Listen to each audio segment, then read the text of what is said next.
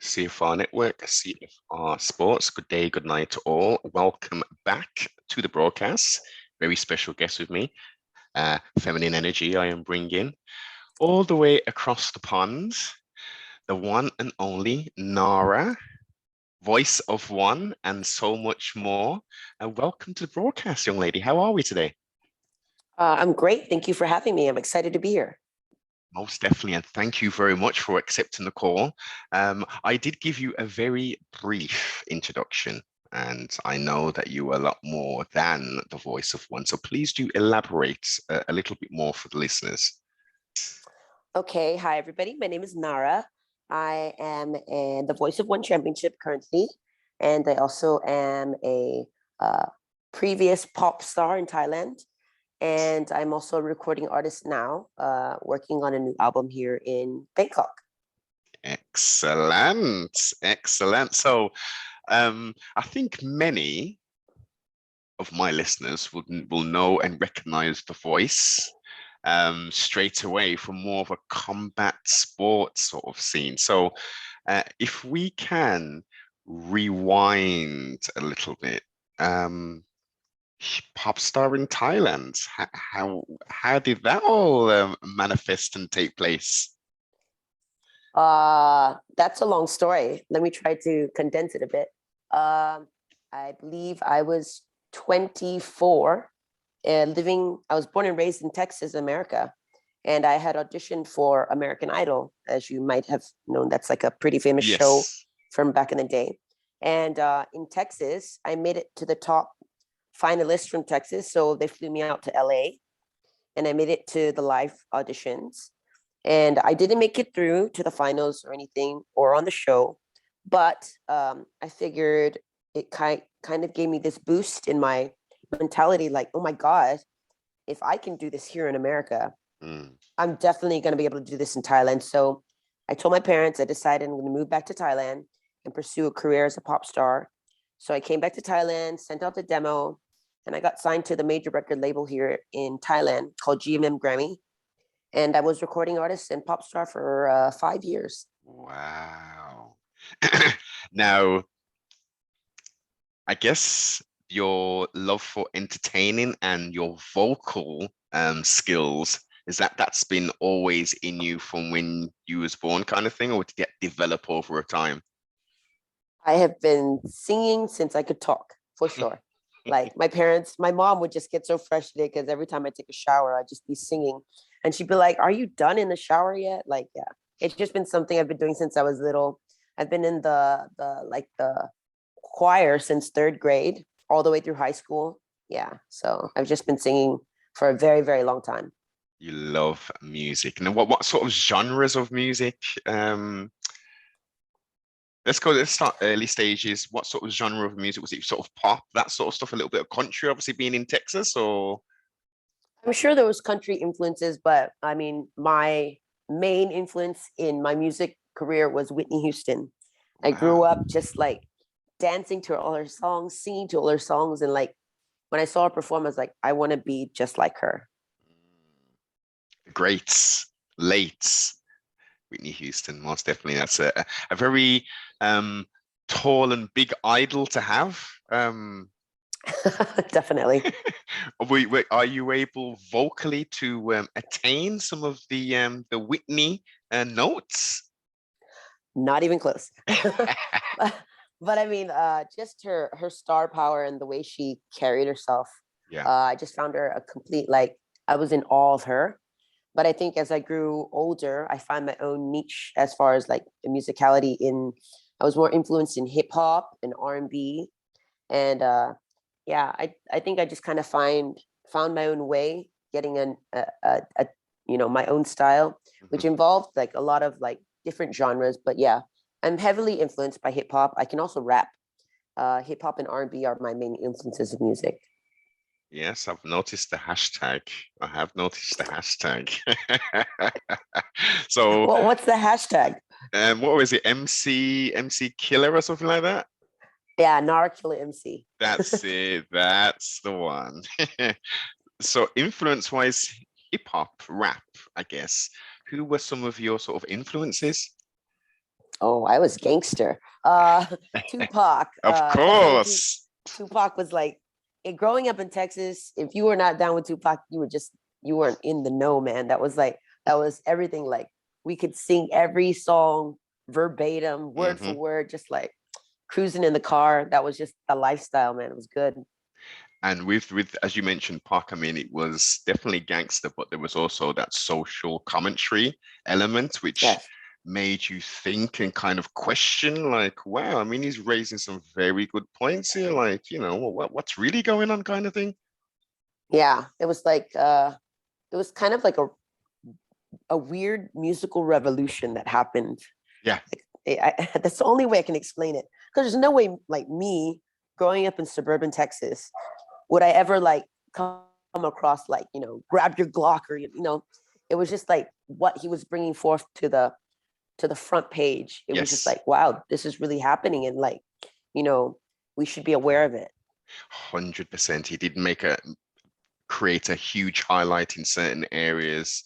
Um, and obviously concentrating on obviously the black American experience. It really, especially being over here, I've obviously seen documentaries and stuff, but hearing and seeing some of the videos and seeing how his poetry, which was then formed into a rap sort of rhyme, really brought to life. And I thought to myself, this isn't the way the world should be. I mean, where's the equality and stuff? So it was whilst he was here, he provided us with so much, a little bit of contradictions with some of the songs, but that's the two sides of a Gemini.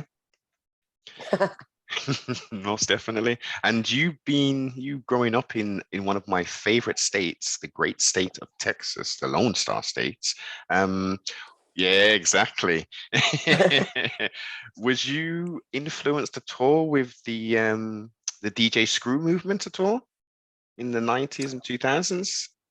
Not so much. No, I wasn't really into Screwston because he had a lot to do with like sipping on lean, and I just Yeah. wasn't really, you know, that that wasn't really what my parents were trying to like. They were trying to make me avoid the whole scene. So Oh, I was more into like mainstream Beyonce. Like that yes. was a role model I could get behind, and like Hmm.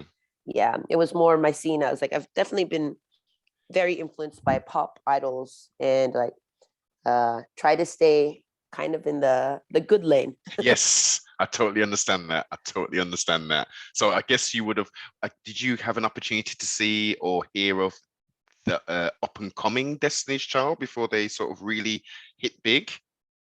I did. I was listening to a lot of their songs before they even like made it big. So I've been a diehard Destiny's Child fan. Even before they were just a three, they were four Yes, members. exactly. Yeah, Yeah. You're going back. Some of the new listeners are like, four people in yeah. Destiny's. There's four, and they've changed. It wasn't. It was Kelly and Beyonce, but the other Yeah, two were different. yeah, exactly. Michelle, I can't even remember. Was it Latoya or something like that? Was she part of it? I believe so. Yeah, Yeah, something. something. Yeah, these interesting American names sometimes can be a little hard to remember.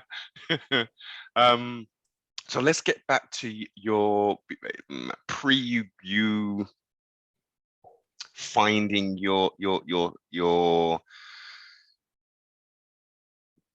American pop idol thing. What was school like, and what sort of things were you sort of interested outside, obviously singing and being in the choir? What was some of the other subjects like? Was you into sports, fitness, mathematics? What sort of stuff had your sort of interest outside? In high school, I was always into sports. I played varsity basketball. I did track and field. I did volleyball. I did all kinds of sports. But as far as like scholastics, I was good in math. English was terrible. I was really good in foreign language. I learned French. Yeah, I studied French for 7 years. And Bonjour. bonjour, comment ça va? Oui, oui, oui. and and I wanted to pursue arts in university, But my parents were totally not having it. They're like, you can't do that. We're not going to pay for school if you're going to go to school for music or whatnot. So I was like, all right, let me choose something close. So I did study architecture at the University of Houston. Wow. Yeah. So I studied 4 years and I was half a semester from graduating, where I decided to move to Bangkok and become a pop star. Parents were thrilled. My parents were thrilled. I can imagine. Wait a minute, Nara, just wait another few months before you go. Yeah. Oh I mean, man, but to be very frank, I have absolutely no regrets I can imagine. because I would never be able to do what I'm doing to this day if I just didn't put 100% into it and just do it, because I'd be still stuck like, oh wait, I have this job I have to, like, it's Yeah, just like I just said, you know, forget this. This is what I want to do. This is my life. yeah. Parents were not happy about it, but 20 years later, they're okay with it. And I'm That's happy. and that's the most important thing. And as you say now, they are happy with it because they can see you're happy. They can see you've got a career and stuff. Exactly. What did it actually look like you making those thousands of miles trip away from Texas to Thailand? Like, did you already have like a base where you could go, or was you literally just getting on a plane and starting fresh kind of thing? Um, my parents are still living in America to this day. Hmm. I moved out here. I was staying at my aunt's house. So it was kind of a whole culture shock thing. And you know, I never lived in Thailand before this, so it was a culture shock. It took a lot of getting used to. Just the first thing off was like personal space. Like, Yeah. I'm not talking about like with my aunt or anything. I'm talking about in the public areas in a shopping mall. I'm from Texas. When you walk in a mall, you have like 3 or 4 meters in between people walking past in a mall. In Yes. Thailand, you have like millimeters between people walking in a mall. So Mhm. it's like, whoa. Yeah. If you're not like, I'm kind of a germaphobe, but not like that bad Yes. anymore. After COVID, I'm like, I'm over it. Uh, COVID changed my life, but yeah, I think getting used to it at first, it's quite difficult. But now I'm just like, I love it here. I love the lifestyle here in Asia. I love the food. Oh yeah. It's great.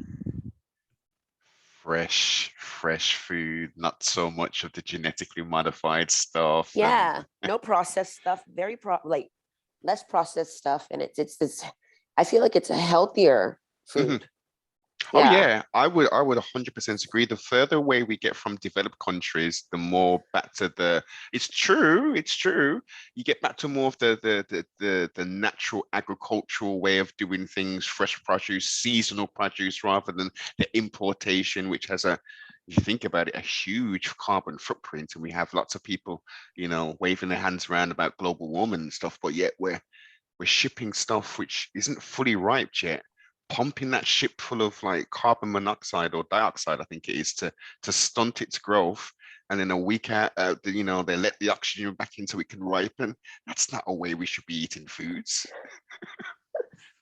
It really isn't. But it's the way of global commerce, unfortunately. And another good thing you've got as well is the access to the good weather. I know it can get hot out I there. I don't know how good of the weather here in Bangkok is. It took a lot of getting used to. It's still hot to this day.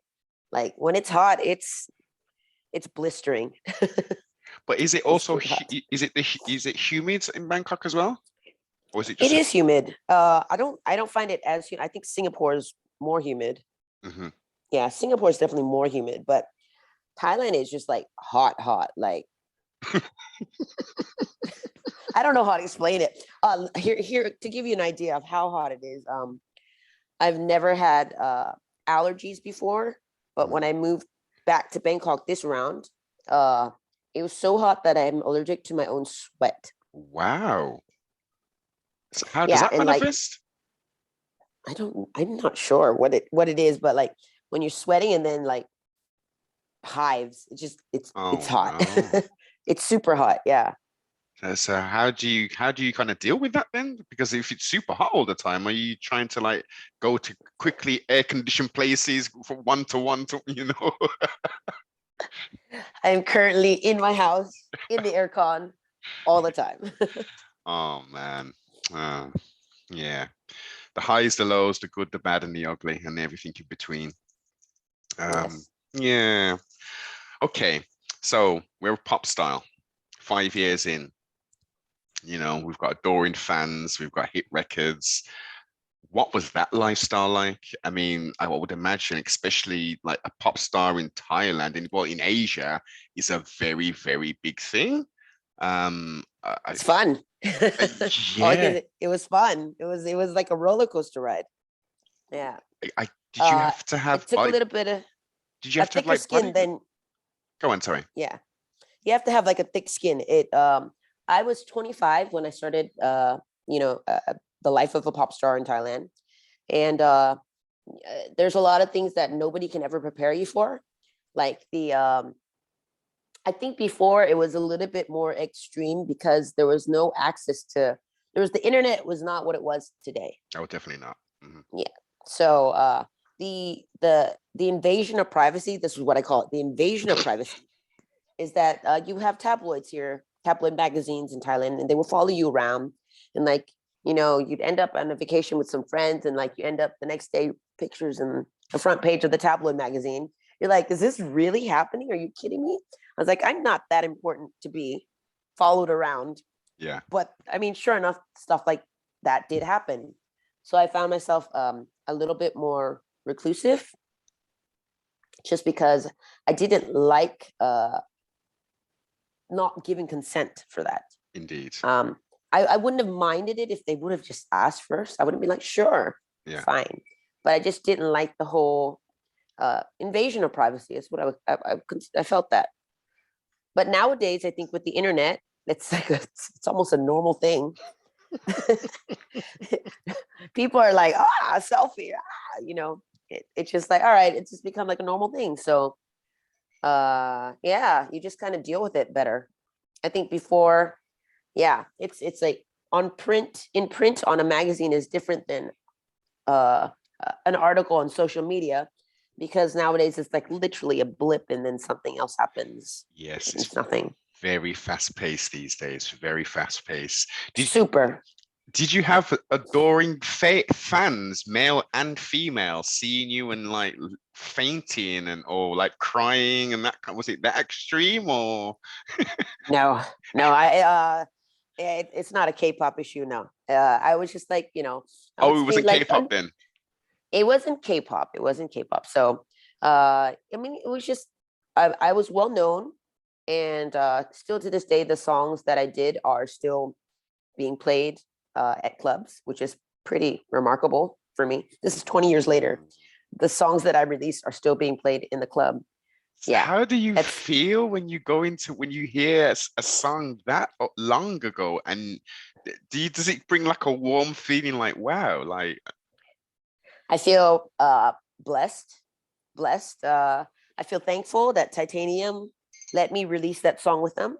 So Titanium was like, I would say, the most long-standing, famous, still current hip hop group here in Thailand. They're called Titanium, and they allowed me to record a song called "Talung" with them. This was like 20 over years ago. Wow. And still to this day, when I go perform in the club, they're still playing this song. It's mind-boggling how people are still singing and jamming out to this song. Mind blown. Timeless. Some people and some artists, groups have the ability to encapsulate a moment, and that moment becomes timeless. So you can literally. It is. Yeah. It's nuts. I love it. I've got to check that. You've got to send me a link to that. I need to listen to that. I will definitely send it. Like, it's just mind boggling. The wonders. So what was the switch between pop stars and then this combat sports introduction announcer sort of thing? How did that all come about? All right. So after my pop star era here in Thailand, I started focusing more on solo performances, emceeing in clubs. And then I was asked to go perform in Singapore.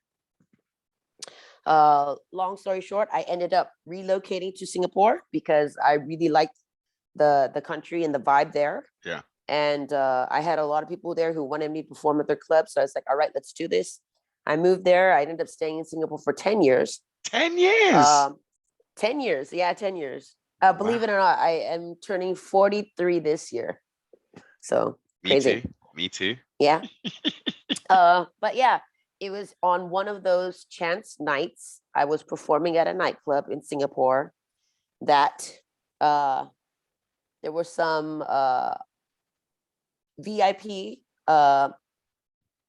guys from One Championship who approached me and said, would you be interested in auditioning to become the voice of One Championship? And I was like, what?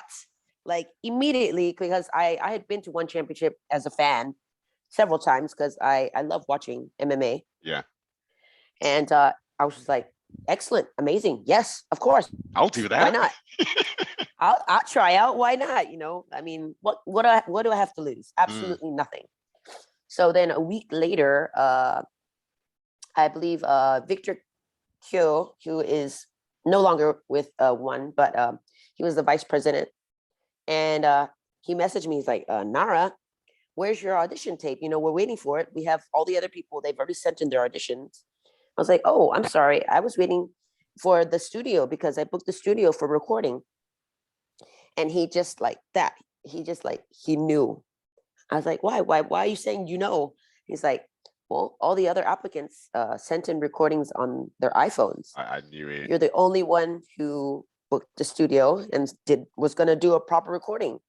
So then he asked, do you mind? Can I go to your recording? I was like, sure. So he came and yeah, I got the part. I was like stoked. Amazing. That was just like, it really is amazing. And I just want to reiterate to anybody who's trying out for anything or just like, you know, auditioning or something, put your best foot forward. Don't half-ass it. Just do it. In the end, even if you don't get it, you can say you tried your very best. And it's about the experience, and it's about, as you say, putting your best foot forward and saying, well, look, I did it. You know, I love the experience, didn't get there. These are the things I maybe need to do next time if I want to get to that point. Or you know what? I tried. At least I tried. I'm going to move on to the next adventure and challenge. Right on. I'm sure the other applicants right now, if they hear this, are like, oh my God. That's I missed that with just the iPhone recording. Oh my. But I mean, because if it was me, I would have been like, oh my God. Oh yeah, definitely. But I guess it's maybe because of your background, you think, okay, well, if I'm gonna, you know, it's about my voice and stuff. So if I'm gonna do it, I'm gonna do it properly. I'm not gonna do it on my phone. Whereas other people, it's like, well, let's utilize the technology. I can do it real quick. Just prop the phone up, kind of thing. Yeah. Ah. Yeah, I think it definitely had to do with my recording experience. And like, if you're gonna send in, even like if you're recording a new song and you're doing a demo, you do it in the studio. You don't do it on your iPhone. It goes without saying. It goes without saying. But you know, each to their own. You are now the voice of One, the unforgettable voice. Exactly. We are One. And I will say that I have been a connoisseur of One for, let's see now, how long has it been? We're in the Gregorian year of 2022. I think it's been at least 8 years I've been watching it. And the product is getting better and better and better every time. It's one of my favorite promotions between me and you and the whole wide world. There are, you know, some other promotions and stuff, but I think just as I say, the Dom, yourself, Mitch, Michael, add so much, like, I don't know, it's you engaged. It's not just, you know, Bruce Buffer, and he's quite entertaining in itself, but that's the only real characters. And then you've got the characters, you've got the walkouts. And one thing I've noticed, you was really getting down. I think which it was the event before 1X, or was it even 1X? Someone's walkout, and it's like you was almost rapping or something along to someone's walkout. Can you remember that one? There's a few. Yeah. Does something just take you, and you know, you like the track or something, and you're like, I'm gonna put some extra ad libs on here or something? Sometimes I feel it's kind of my duty, like when the fighters walk out, it's also like just my duty to pump them up as well, because they're giving it their all. I'm sure like a lot of fighters have messaged me and said they really appreciate it. So I'm just glad like I can do something to amp them up a bit more. Because initially, well, the first time I heard it, I thought, is this part of the track? And I thought, no, it is not. We got some freestyling going on right here. Yeah, Yep.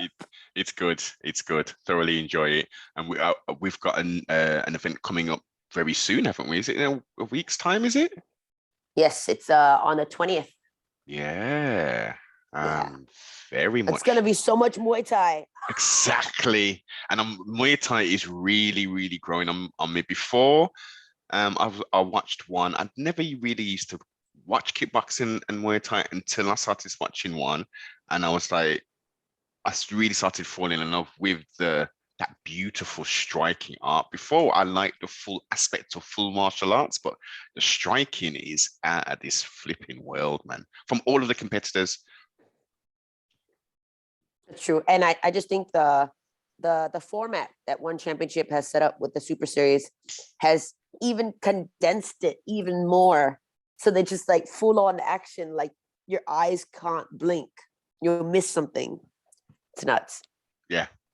Fast paced. The Did yellow you happen to card rule. see the Liam Harrison? Oh my God. That was the fight of the year. That was fight That's of the the fight. year. The century, man. The century. I was just like, Yeah. I thought he was done after the second knockdown. I thought, oh my, and then he went and done 2 knockdowns and then got his third. I was like, yeah. crazy. UK, Insanity. That's all it, yes. like. And Mr. Chatri gave him 100,000 as well. That will do him very well. That was it. He deserves it. He does, because he took a flipping beating with those 2 knockdowns. But then his opponents, both of them looked as worse as each other in regards to the knockdowns. It looked like it could have been ended any second with both of them. With all 4 knockdowns in essence. Yes. Crazy fight. Nuts. Very much looking forward to that. So what also you said in your intro, you are working on some other bits and pieces. You're doing some other recording.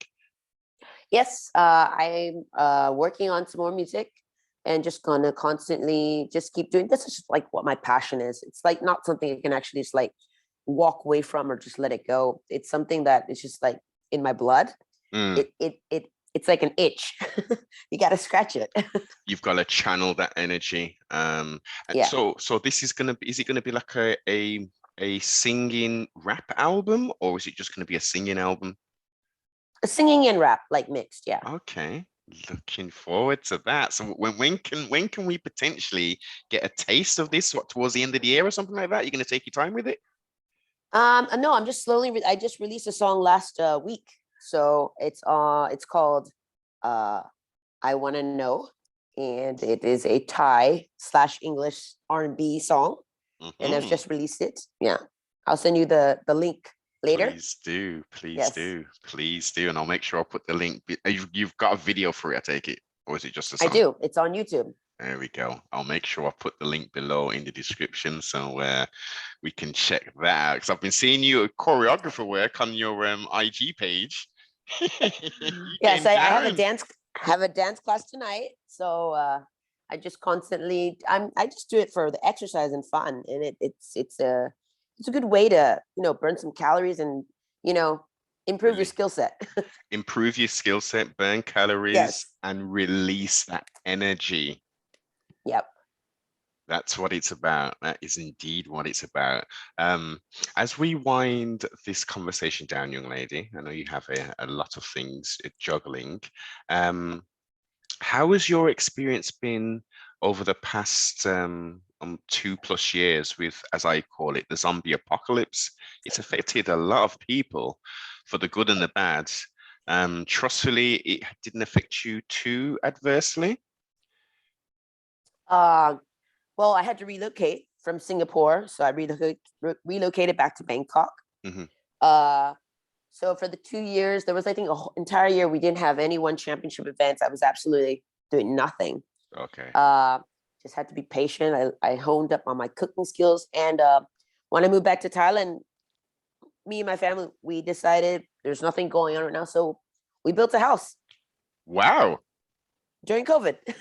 That's what. Yeah. That is excellent. It was a good use of time. Yeah, 2-story or single story? 3 stories. What? It's a big house. Yeah, it's a big house.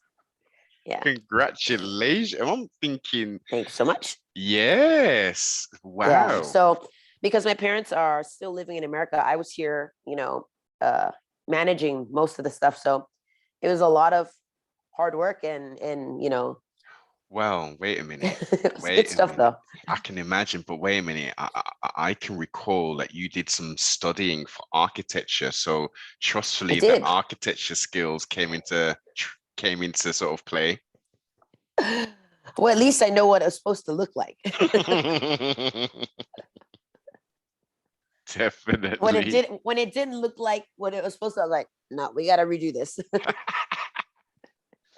How long was the process for a 3-story built up from?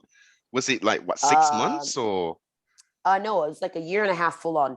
Okay. From start to finish, yeah. That was a big project. It was big. It was a big hard. Luckily, though, during that time, since everything was not open or happening, so the construction workers just kept working. Well, yeah, it makes sense. They need to yeah. Yeah, they didn't have any other projects going. I was like, great, this just works out perfectly. Lined up excellently, and you've got now a beautiful 3-story home designed and built by the one and only.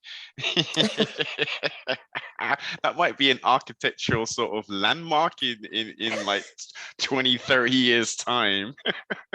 Built by Nara. Yeah, I'd like you to build a house for me if you don't mind.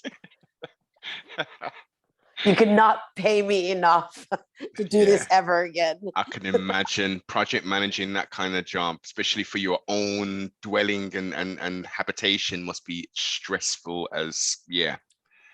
It was. It took a lot of patience. I can imagine.